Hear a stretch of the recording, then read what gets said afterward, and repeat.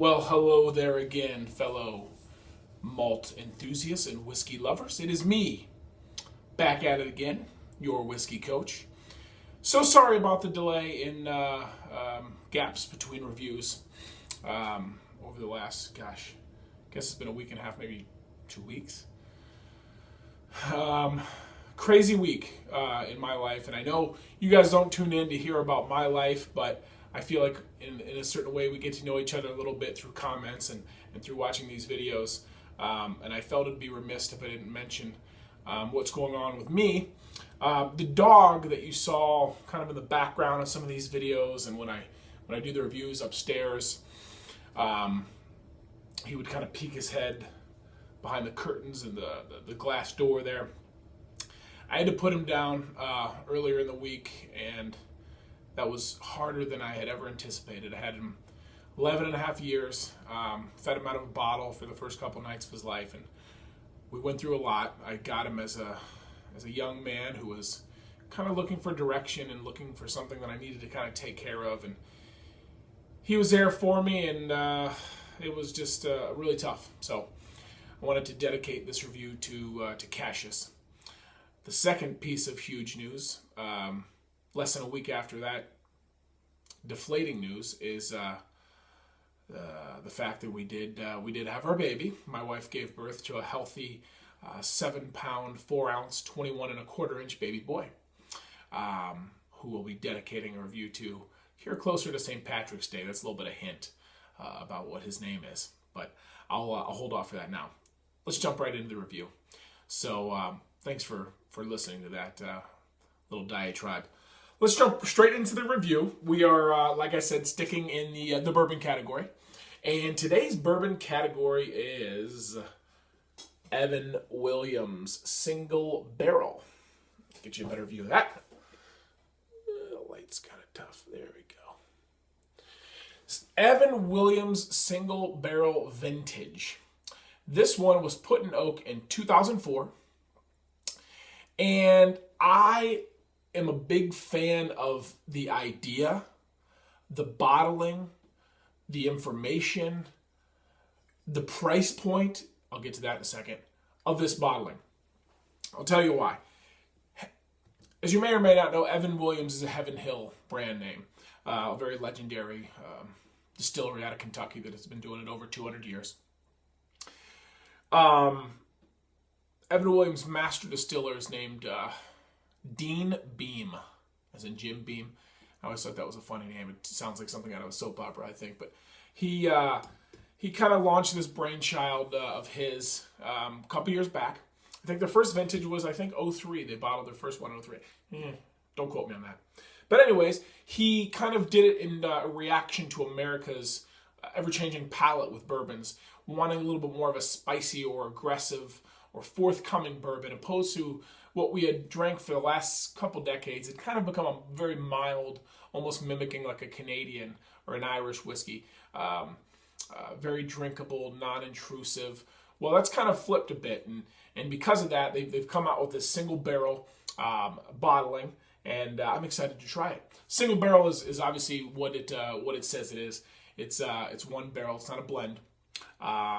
What I love about this bottling, I wanted to get to that, is on the very back of this, it shows a barrel date, a barrel number, and a bottle date. So it shows this was barreled in 4/23/04 and was bottled on 5/12/14. So this was 10 years and a month old at bottling. And I think that's really cool, and that's kind of, let's see, this light will adjust. There you go. And I think that's really cool. So you kind of have a birthday, like proof that, hey, this is how old this was.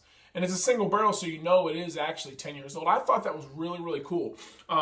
And the price point, guys, $26.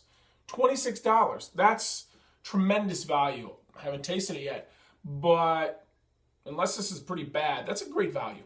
One of the things that jumped out about me about packaging is kind of the mimicry here of kind of the Maker's Mark look, that dipped wax feel. This isn't really wax; it's more of a rubbery substance, but that look, and you kind of got that pull tab that we'll jump into right now.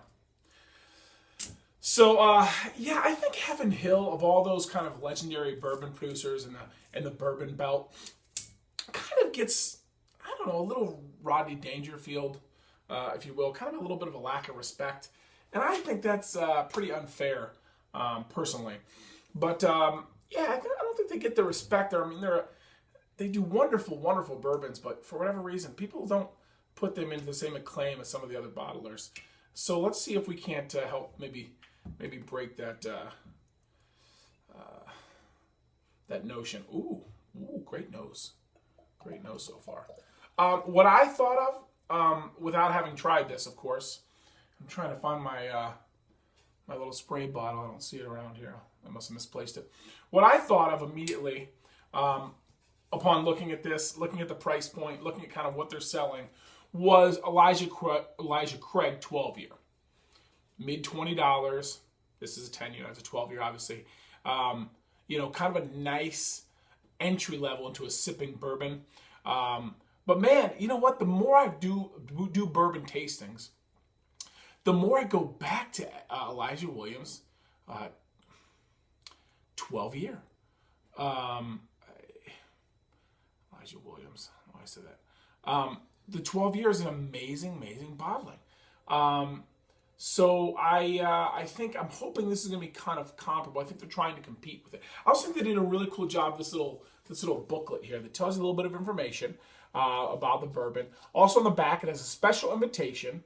If you appreciate fine American whiskey, be a part of the Bardstown Whiskey Society. You'll get news, information, valuable gifts, and more. Sign up, free membership, enter this code. That's kind of cool. For a bourbon enthusiast like myself, I appreciate that kind of thing.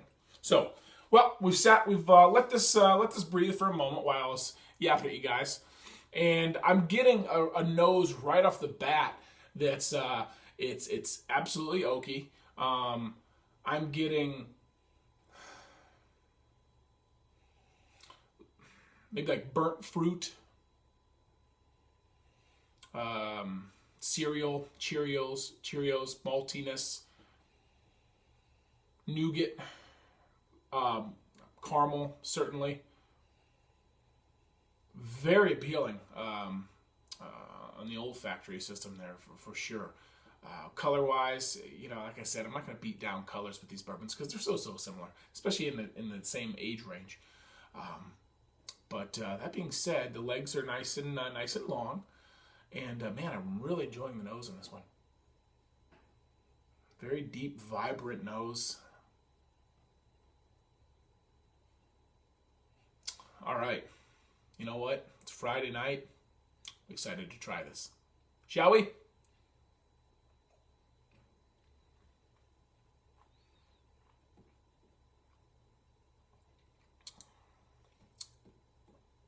Spicy.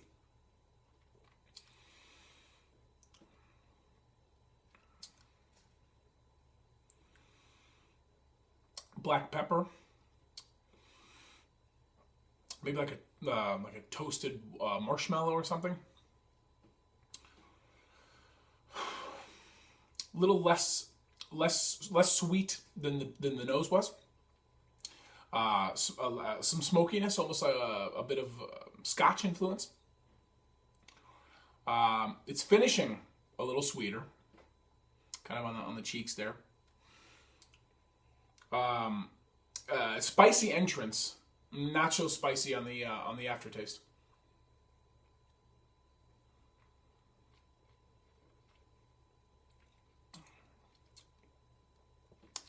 I'm really enjoying the thickness there, the viscosity of this bourbon.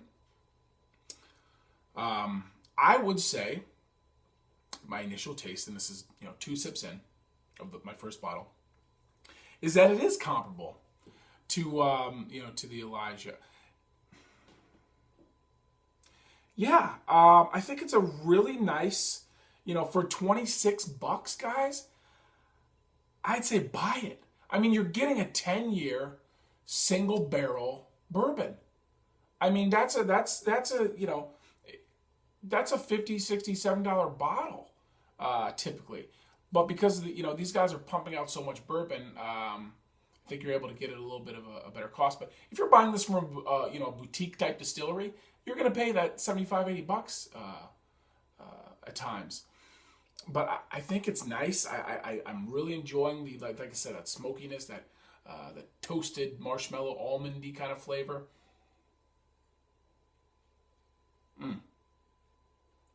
Very enjoyable.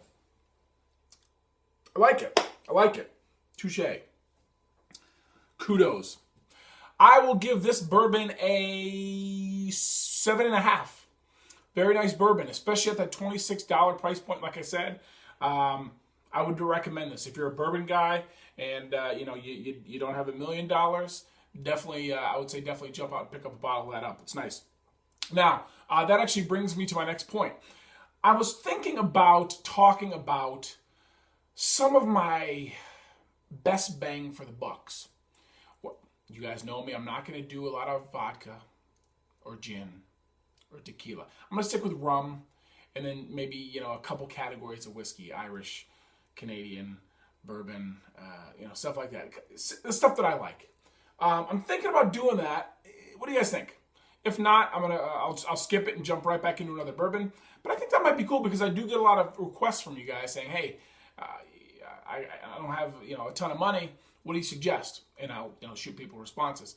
I think maybe I'll be out in front of things a little bit and maybe suggest a couple. But just a thought. Anyways, guys, thank you so much, and thank you for listening to that the little announcement, if you will, at the beginning of the review here, and I hope that didn't bore you to tears. So until next time, and as always, thank you so much, and we'll see you soon. Glasses up.